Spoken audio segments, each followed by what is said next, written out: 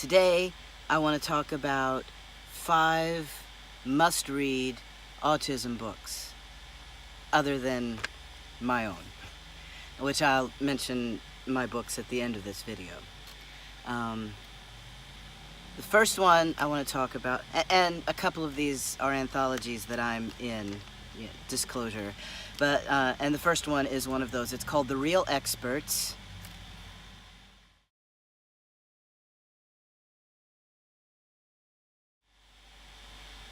And The Real Experts is edited by my friend Michelle Sutton in Australia, and it is an anthology of essays entirely by autistic adults, which is why it's called The Real Experts, because who is going to be more of an expert on autism than people who are living it? And she included my essay about ABA therapy in that anthology. There are a lot of really great contributors. Nick Walker opens up the anthology. It's a really good read. It's great for it's aimed at parents who want to learn more about autism from autistic people, but it's also a really good read if you are autistic. There's a lot that you will pick up in it. The next one is an anthology I am not in, and it's called Loud Hands.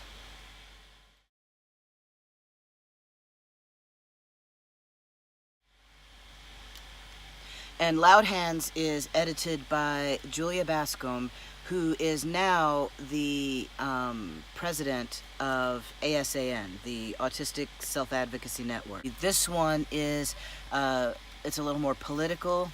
It's also all autistic contributors. It's got some historical content, like Don't Mourn for Us by Jim Sinclair, which is often cited as the essay that kicked off the autistic rights movement.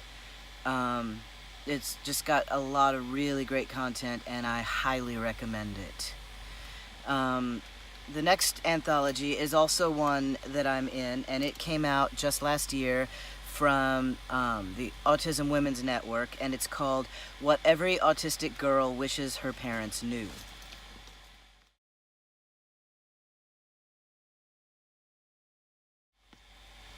And I have an essay in this anthology, even though I, as you probably know, do not identify as a girl. I'm transmasculine and non-binary, but I was assigned female at birth. I grew up as a girl, believing I was a girl, being treated as a girl, so I felt that that was a good footing for being able to write an essay from the perspective of growing up as an autistic girl. There are just some really great essays in that anthology, which, again, as you can tell from the title, is aimed at parents of autistics. Every contributor, again, is autistic. If you are an autistic woman, you will probably get a lot out of this book as well, even though a lot of it's going to be things you already know from having grown up as an autistic girl. Books that are aimed at parents but written by autistic people are often just really good for other autistic people to read, to get perspectives on things. And a lot of times autistic people tell me that they're grateful for things I've written, even though I'm saying things they already knew, because I put things into words that they had been feeling and thinking for a long time but didn't have language to express. So that's another really good reason for an autistic person to read a book by autistic people that is aimed at parents. There's a lot of things you're going to get out of it. The next book is the only book on my list that is exclusively written by a non-autistic person, and only one of 2 that has non-autistic people contributing to it. And it's called Neurotribes by Steve Silberman.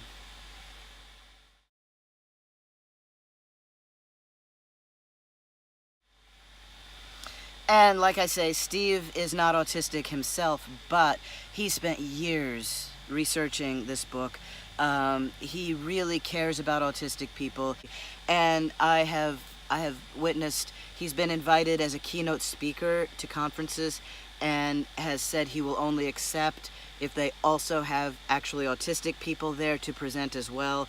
So he does work hard to get actually autistic voices heard, and he's just really a great guy.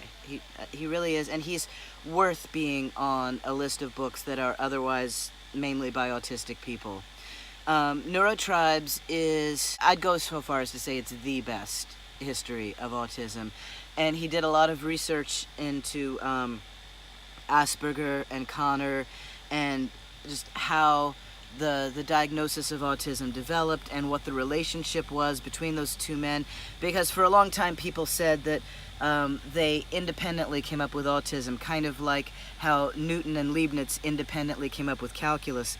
Well, that's true about Newton and Leibniz, but with Asperger and Connor, the relationship is a little different, and there was interaction between the two men, and autism was not independently discovered by the two of them. It was a collaborative effort over time. You should read Neurotribes to get the full story of that, and it's absolutely fascinating. And the last book on my list of 5 is The Thinking Person's Guide to Autism.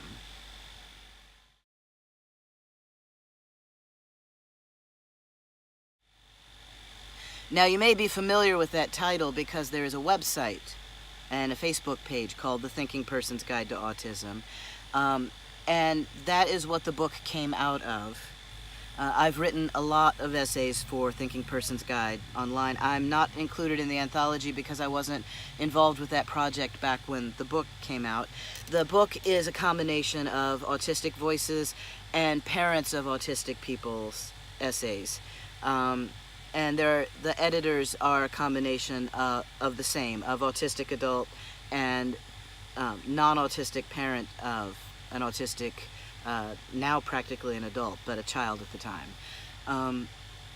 This is a really good book because it gives a broader view, a lot of things that autistic writers are not going to talk about, like the anxieties and fears that parents have, the worries about what's going to happen to their child when they die and aren't there to take care of their child, the stress of parenting, which anyone who's a parent knows that parenting is a really, really hard job, whether your kid is autistic or not.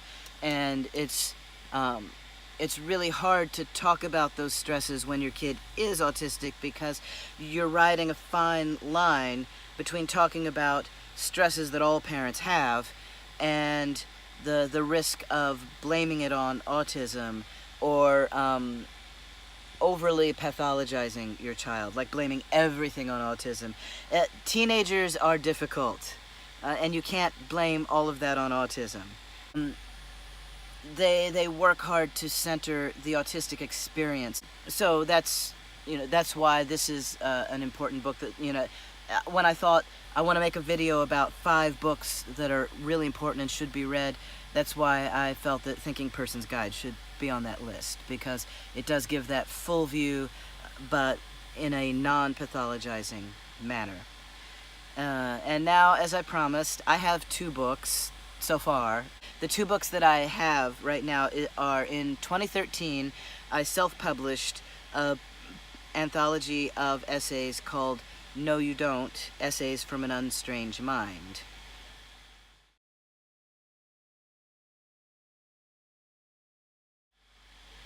And I'm especially proud of this book because I did all the layout, all the typesetting. I designed the cover. That photo on the cover is a picture of me about age 12 on a swing at my grandparents' house. I spent as much time designing the layout and cover of the book as I did writing it, if that gives you any idea. And I'm just really, really proud of that book.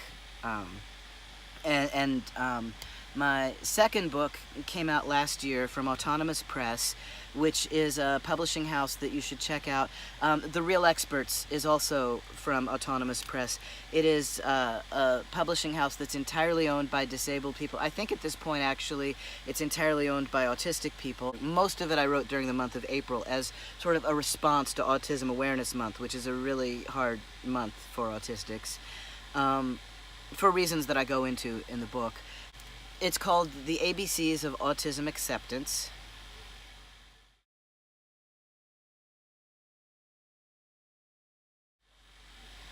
And again, I'm really proud of the design of this book, because that cover art that's my art. I drew that stylized alphabet art. I'm really pleased with that. As one might surmise from the title, ABCs, it has 26 chapters, each one named for a letter of the alphabet, and there are different topics. Like A is for acceptance, and so that the first chapter is kind of an overview of what the book is about, what autism acceptance is about, and why I wrote it in the month of April.